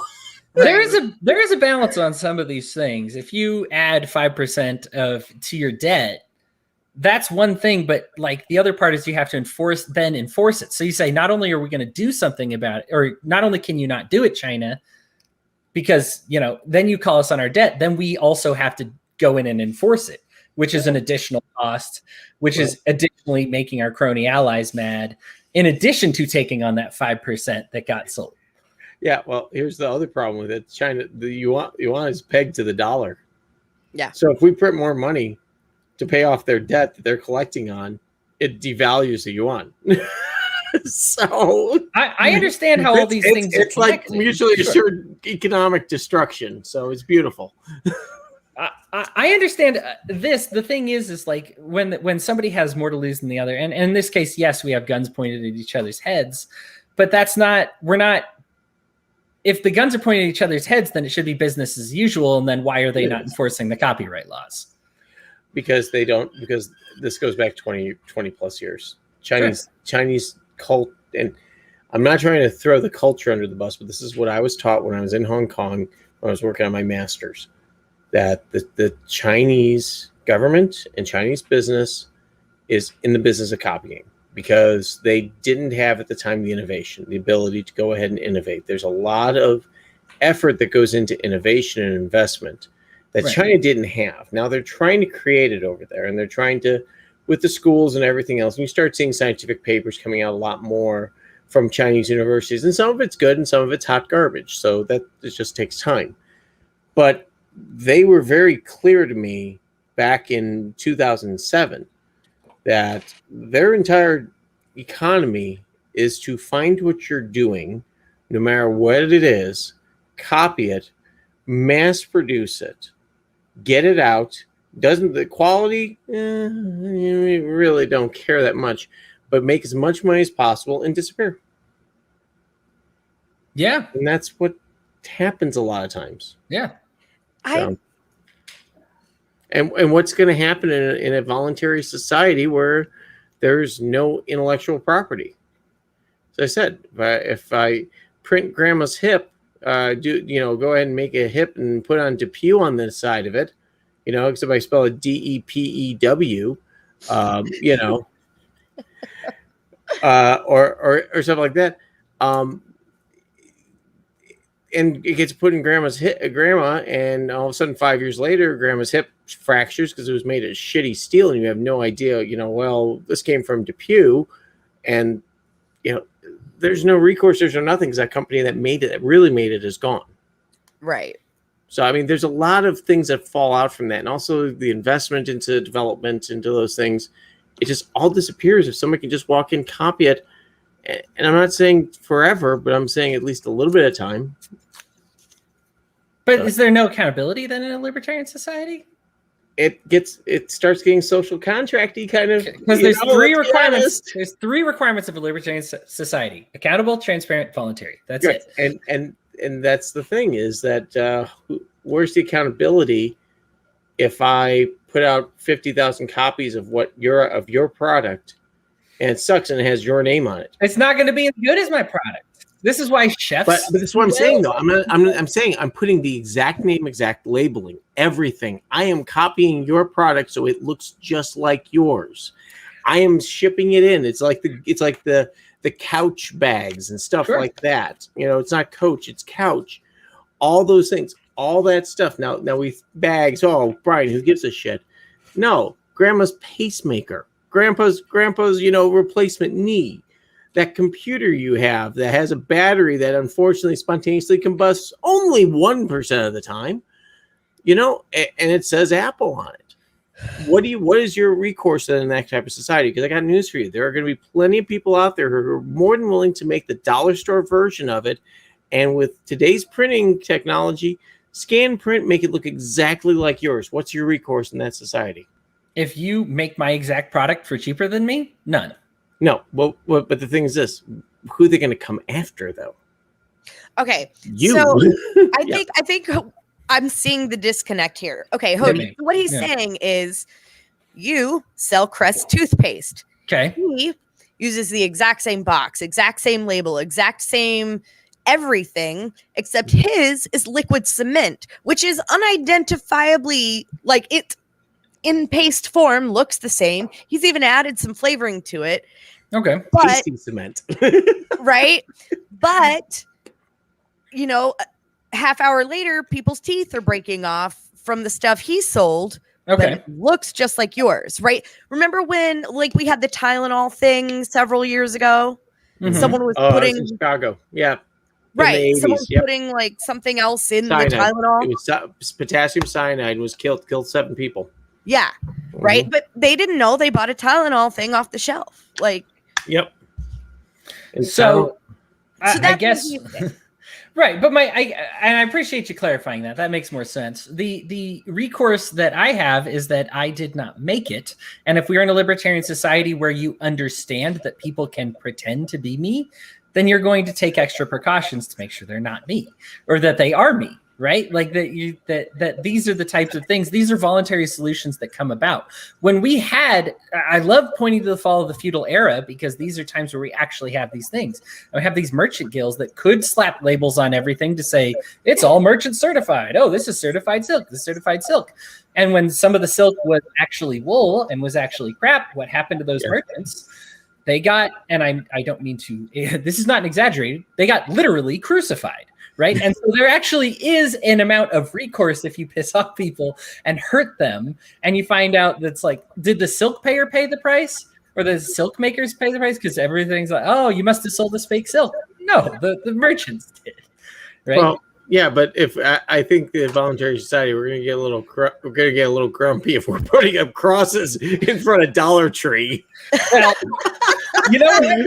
Right, fine. This is my crazy thing. Come on, Thelma, you sold me this. Get up there. Yep, you sell a knockoff thing.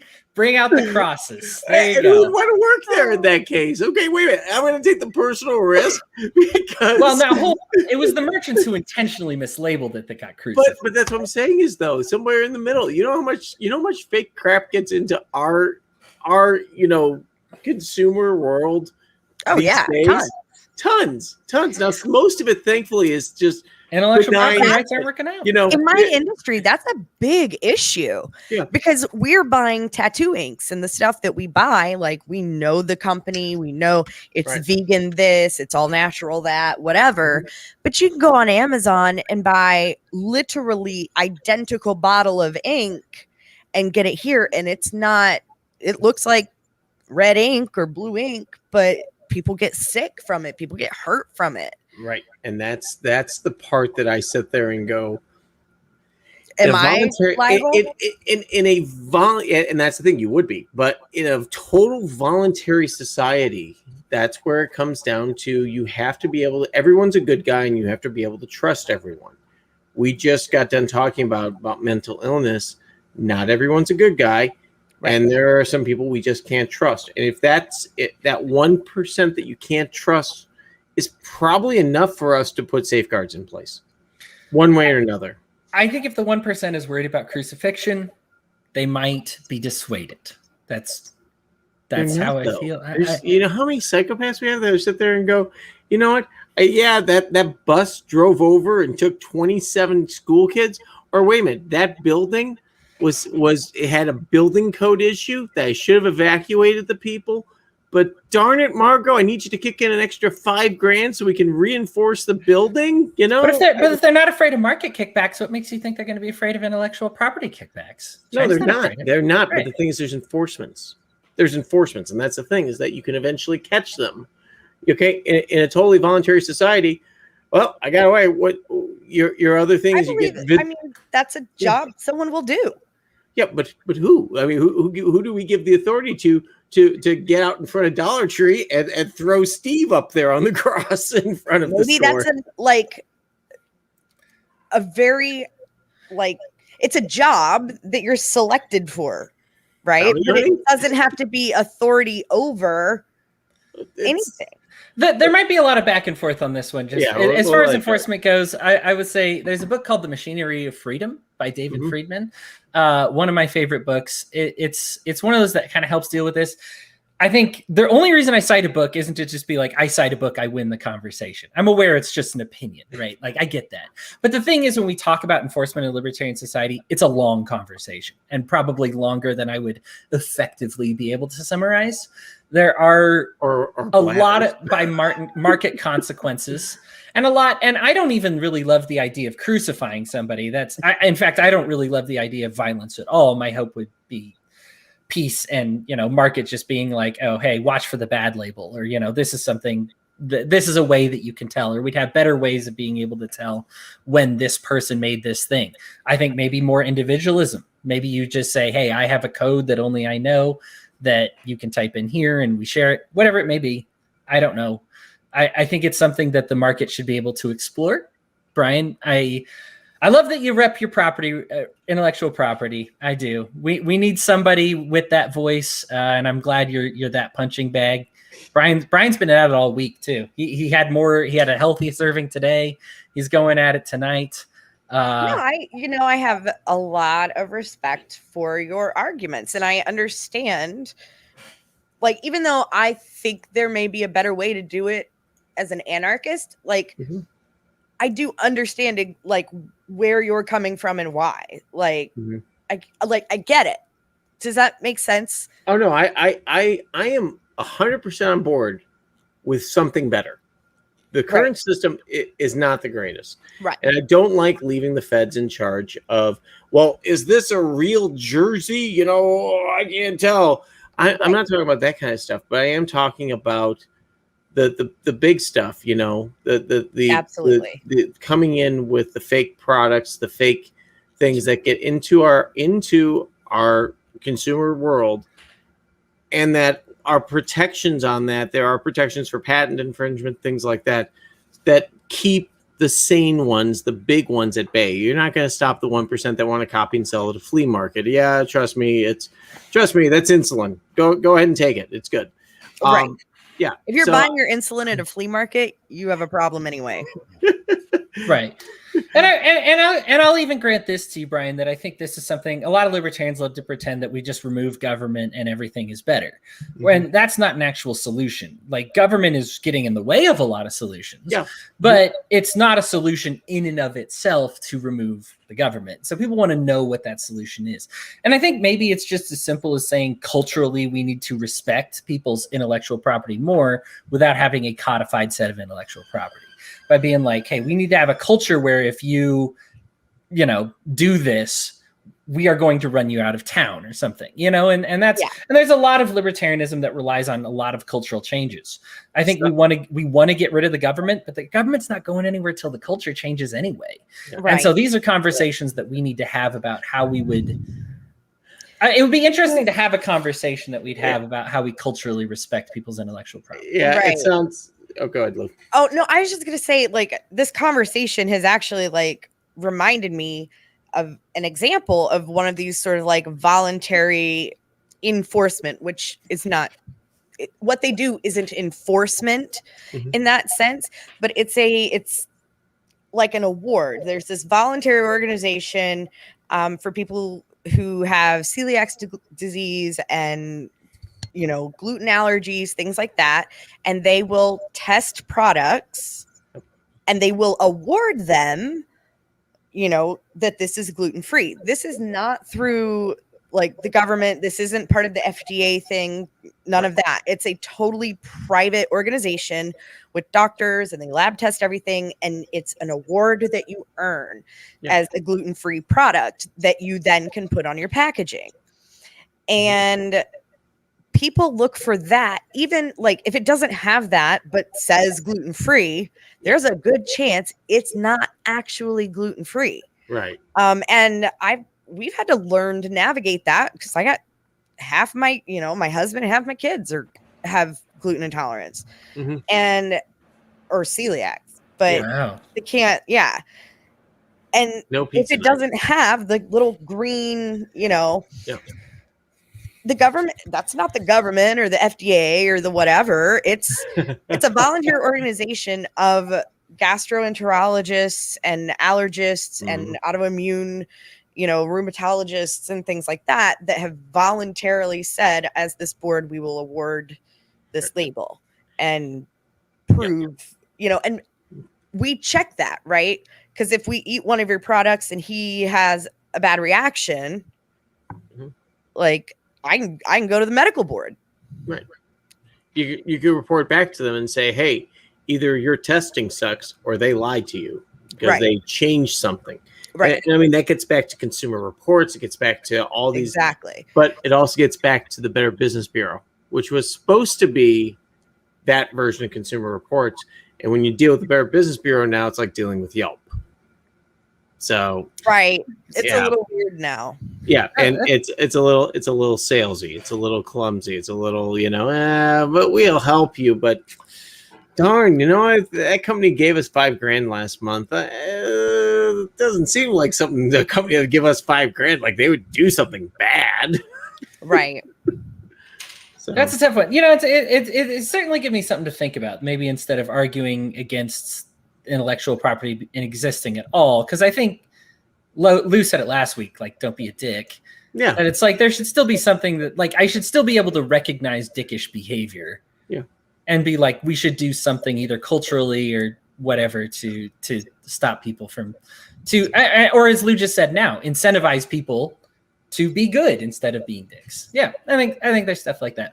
Lou, piece of your mind, and then we will wrap it up. I think the thing this week that has really bugged me the most would be Richardson getting suspended from the Olympics. Oh yeah, jeez. And I'm not even kidding. I went through this the other day. I love the reactions I'm already getting, and I haven't even said anything. Lock her up. No. No.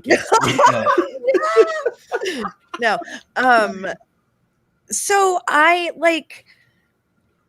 literally went and clicked, I typed in, a couple keywords and hit news, and probably 7 out of 10 articles, somebody somewhere is quoted about how, well, marijuana can be a performance enhancing drug. And I died. Okay. I was like, I had, what? Really? Okay, even if you're talking a sativa strain, which can have an effect that makes you feel like you are thinking very sharp. You may even have a little energy. Okay. But inhaling any kind of smoking anything when you're a runner does not enhance shit. Narrative. What the fuck? Did we forget how lungs work while we were talking about how smoking weed was helping the Olympic runner? They're full of shit. They sound about as dumb as Holcomb on the topic. Yes. I'm furious about the whole Sha'Carri Richardson situation. It's always been a thing. You haven't been able to smoke weed. And you really should be able to. Here's the problem. If the Olympics is going to argue that, hey, here's the best of the best, then you can't have rules like this. Otherwise, you can't say you have the best of the best. You can say we have the best of the people that we allowed to compete. And we made some arbitrary rules about who was and wasn't allowed to compete. Everybody takes something, and I think what breaks my heart is Sha'Carri Richardson has handled this so wonderfully. Mm-hmm. She confessed to doing it even recreationally, or actually just to help. There's nothing to confess. She was sad. She was sad, so she took some, and to help her feel better one day. And here it is, and that's what it is. It's not like she's been very clear about it. I am sick for her. She is the fastest woman in the world, and she's only been proving it for the past several years, but we're not going to get to see her in the Olympics. It's ridiculous. It is something that, look, Olympic Square has beer upon vodka that is served up to the athletes. That is they get a platter and they pour it out and they're like, oh, hey, anybody for some vodka shots? Anybody for some? It's a booze fest down there, right? Every book that goes behind the scenes will tell you this. And yet, did you take marijuana? Oh, you monster. You absolute monster. It's this stereotype. It's happened here in America. Of course, it's been true all around the world because we're just kind of realizing it. It needs to stop. It's so stupid. I love sports. I actually really love, for a while, I actually was going to get into women's sports of all things. Even though I know as a dude, it might sound weird, but I love the highlight reels on some of them are amazing. And I feel they get buried under like guy sports top 10s. Whereas when you see a highlight, you see a highlight. And Sha'Carri Richardson is a highlight. She's so fast. And it just bugs me whenever we get robbed of actually seeing that. And I understand maybe wanting to have something to be like, hey, we don't want people taking these harmful substances because we don't want to incentivize self-harm or harmful behavior. But when you're looking at something as Sha'Carri Richardson, or let's take me, I am more likely to die from a Big Mac overdose than I am of a heroin overdose. I am still allowed to go buy Big Macs. I am not allowed to go buy heroin. Okay. And I understand people want to keep me healthy, but where do you draw that line? You ban me from Big Macs, you ban me from soda, you ban me from everything except of a couple of pills, and all of a sudden we're living in a total dystopia. Let athletes take care of themselves how they need to be taken care of. I am very bent out of shape about this one because I think it also affects, she wasn't taking it for pain management personally. But it is one that some athletes have wanted to take for pain management. And because of these stupid laws, they end up taking something much more harmful for pain management. This is something that has affected me and my family in like a kind of personal way. And so it is something that I take really personally when I see something cracking down on like marijuana, because it's something that somebody could be taking it for pain or even sorrow like this. And it's like, well, would you rather she turn to booze because that's legal? Would you rather she turn to overeating because that's legal? Would you... She took marijuana. Get over it. I don't know. That's all I got to say. This one makes my blood boil a little bit. Right. I'm just going to quote one quote. Okay. The rules are the rules, and everybody knows the rules going in. President Joe Biden. Now, he also did say whether they should remain the rules is a different issue, but the rules are the rules. I don't care for your rules, Mr.